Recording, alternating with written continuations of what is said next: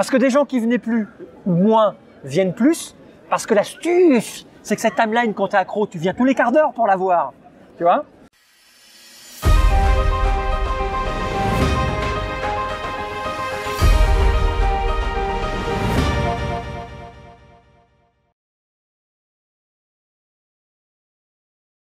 Là, tu viens de parler de faire allusion à Kickstarter. Ouais. On sait que c'est une question qui secoue le monde ludique actuellement, notamment pour les boutiques, par exemple. J'aimerais avoir ton avis sur Kickstarter. Écoute, c'est pas moi. J'aime l'innovation. Quand j'ai cherché un métier, au début on en parlait, et j'ai découvert Internet. On était au début, c'était en 99, ça démarrait, et je trouve ça excitant de réfléchir à ce qui est en train de se passer, de l'utiliser, d'imaginer ce que ça va devenir. Voilà. Et Kickstarter, c'est ça. Ça déboule dans le monde, dans le monde économique qui nous entoure, l'économie, tout ça. Je ne vais pas rentrer dans les détails, mais tu peux pas, quand tu réfléchir centré. Donc l'économie internationale dans tous les secteurs est importante, les comportements sociaux sont importants, les réseaux sociaux, ça c'est important. Et Kickstarter réunit tout ça. C'est un mouvement économique, c'est un mouvement social, voilà. Donc ma réaction dès le départ, elle est ultra positive, parce qu'à la base c'est pour aider des projets de gens qui trouvent pas les banques. C'est pas que je déteste les banquiers, mais bon, c'est pour aider des projets de mecs qui sont complètement barrés, qui proposent des trucs complètement hallucinants. Tu vas les aider. C'est un petit côté comme ça assez fou. Puis ça se structure et puis ça permet à des projets complètement dingues de voir le jour, et ça déstabilise tout un secteur. Et les gens le repoussent. Alors moi, dès qu'on repousse un truc, ça me titille. Des gens projettent ça dans des perspectives absolument hallucinantes. Ils disent, tiens, c'est rigolo. Donc, c'est un phénomène hallucinant. Donc moi, ça me fascine. On va dire de base. Voilà. Après, évidemment, tu as tous les côtés positifs, tous les côtés négatifs. Je vois bien qu'il y a une inquiétude. Tu as des gens qui le rejettent pour des raisons diverses et variées. Tu as des gens qui l'encensent pour des raisons aussi diverses et variées qu'on le dénonce. Moi, je pense que ça a mis en évidence des tas de choses qu'on ne soupçonne pas forcément. La problématique de Kickstarter, ce que ça amène comme grand chambardement, c'est pas tant au niveau du financement. En fait, là où ça va mettre le bordel dans les boutiques, c'est pas tant... Comment t'expliquer ça? En fait, ça met en évidence quoi? La logistique. Il y avait la distribution, le jeu était distribué, et d'un seul coup avec Kickstarter apparaît la logistique. Et le logisticien ne raisonne pas comme le distributeur. Et le logisticien, il peut se passer de la boutique. C'est pas Kickstarter qui a fait du tort au distributeur ou qui va faire du tort au distributeur ou à la boutique. C'est le logisticien. Parce que le logisticien, lui, il te dit ta boîte, elle pèse combien et elle prend quel volume, et il te facture. Et le logisticien, il te le dépose, il te dit où tu veux que je l'amène ta boîte. Il peut l'amener dans une boutique, il peut l'amener dans un hangar, il peut l'amener chez un particulier. Et ça change tout. Et ce système de logistique, là pour le moment il est mis en évidence par Kickstarter. Mais il n'y a aucune raison qu'un éditeur ne fasse pas appel aussi à un logisticien. Le distributeur va peut-être devenir aussi logisticien, parce que c'est pas du tout la même approche.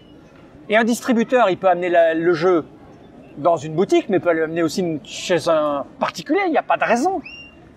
Donc c'est pas Kickstarter qui fout le bordel. C'est tout un maillon, tu vois. En fait, ce qui fout le bordel, c'est le transport. L'air de rien, si on schématise, si on caricature. C'est le transport.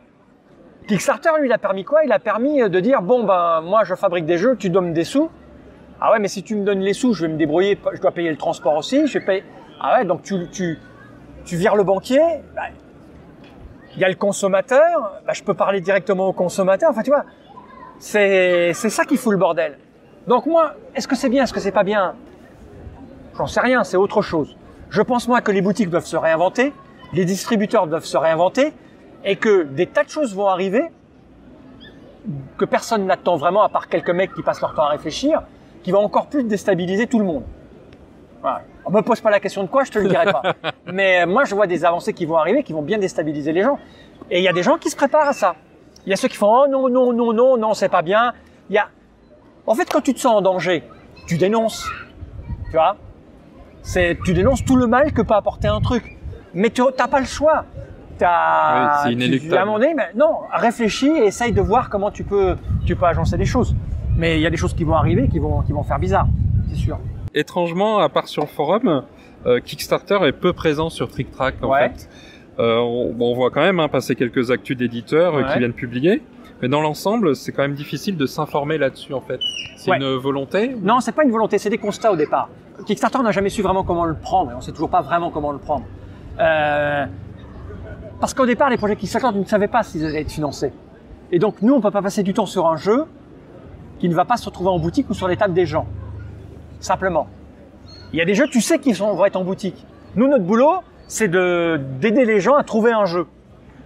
Alors, les informer sur un jeu qu'ils pourront pas trouver, c'est compliqué. Voilà. Au début, on le faisait, on parlait de jeux qui étaient en 500 exemplaires en Pologne, en Allemagne. C'était notre truc, mais tu pouvais fournir un effort. Or, le public s'élargit. Et puis, il y a tellement de jeux qui sortent. On n'a pas le temps de parler des jeux édités. Donc, c'est difficile de parler des jeux qui sont pas encore édités. Mais le truc, c'est que le secteur change. Maintenant, tu as des jeux, là, on va parler, ici, il y a Jeanne d'Arc qui est présentée là-bas, tu as 2-3 projets Kickstarter qui sont là, je t'ai vu jouer à un jeu de chez Asynchron, il y a de grandes chances que ces jeux soient sur les étals des boutiques à un moment donné ou à un autre. Donc, il faut qu'on en parle. Mais comment? Alors, le forum, ça se fait tout seul.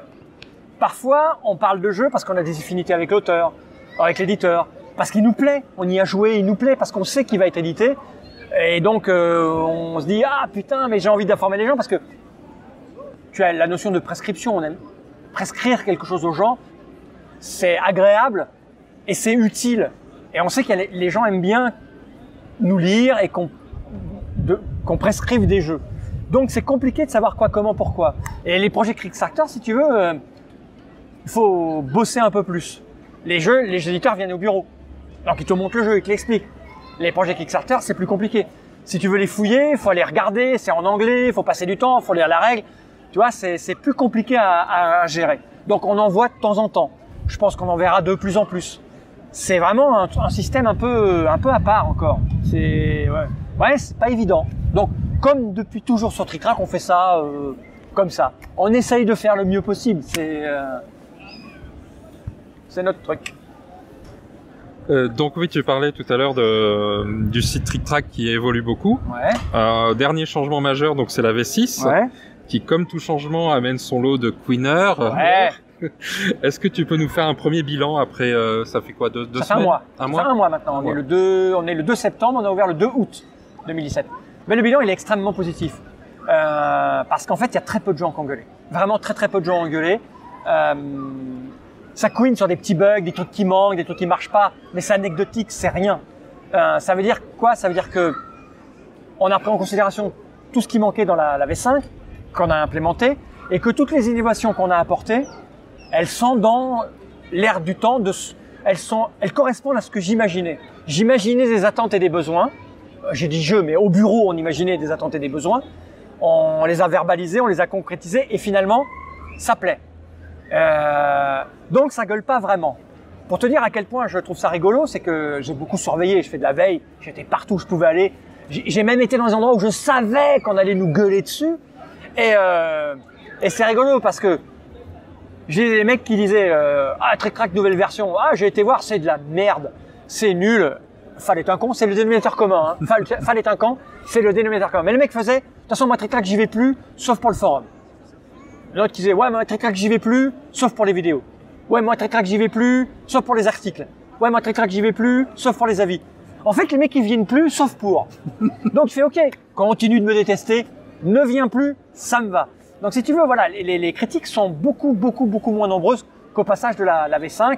Faut dire qu'on y avait été, ultra violemment. Oui. Mais, il y avait un objectif. En fait, j'avais constaté que le public changeait. La V6, elle avait 2 ans. Quand la V5, on l'a ouvert il y a 2 ans. On a commencé à la programmer, donc il y a 3 ans à peu près. Moi, j'avais constaté un changement de public et je voulais capter ce public. Et la V5 correspondait à ce changement majeur. Et donc, en fait, je savais que les hardcore gamers allaient couiner, mais que quand même ils resteraient parce que si tu fouilles bien, tu allais t'habituer et l'info importante que tu veux, elle est là quand même. Elle est là, tu fouilles et elle est là. Donc, je savais qu'ils allaient couiner, mais qu'ils allaient rester. Par contre, c'est beaucoup plus compliqué de garder garder et de capter ce nouveau public. Et la V5 a fait cet effet-là. Elle l'a gardé. On a eu un pic de progression de 30 ou 35%. Et la V6, c'était la confluent, ça veut rien dire la confluent. C'était la synthèse de la V3 et de la V4. Non, de la V4 et de la V5. De la V4 et de la V5. C'est-à-dire tout ce qui plaisait aux ultra core gamers et tout ce qui avait réussi à capter le nouveau public. Avec la timeline à laquelle tout le monde maintenant est habitué sur Facebook, Twitter et tous ces trucs-là. Et c'est pour ça que ça passe bien. Parce que ça, je pense, réussit à mélanger tout ça le mieux possible. Et on a plein d'innovations qui vont arriver. Plein d'outils qu'on a améliorés. Parce que pareil, la timeline a fait couiner des gens. Ouais, je m'en fous de voir lui, Riri, qui a mis dans sa playlist, machin. Mais on voulait une timeline unique. En montrant que pas connecté, connecté, t'en avais une différente. Pour que les gens voient de quoi c'était capable. Et là, on va proposer maintenant 4 timelines différentes que tu peux choisir, etc. Tu vois. Donc on va, et du coup les gens ont moins gueulé. Et c'est que du positif parce que le trafic, il est monstrueux. Au mois d'août, on a fait 69% de trafic en plus qu'au mois d'août 2016. Et le passage V5, V6 en juillet, on a fait ça. Parce que des gens qui venaient plus ou moins viennent plus. Parce que l'astuce, c'est que cette timeline, quand t'es accro, tu viens tous les quarts d'heure pour la voir. Tu vois? Donc, il y a plus de trafic, plus de monde, plus de pages vues. Donc, ouais, c'est que positif. Et je suis vraiment content. Je sais pas si t'as encore du temps sur ta bande, là. Okay. Allez.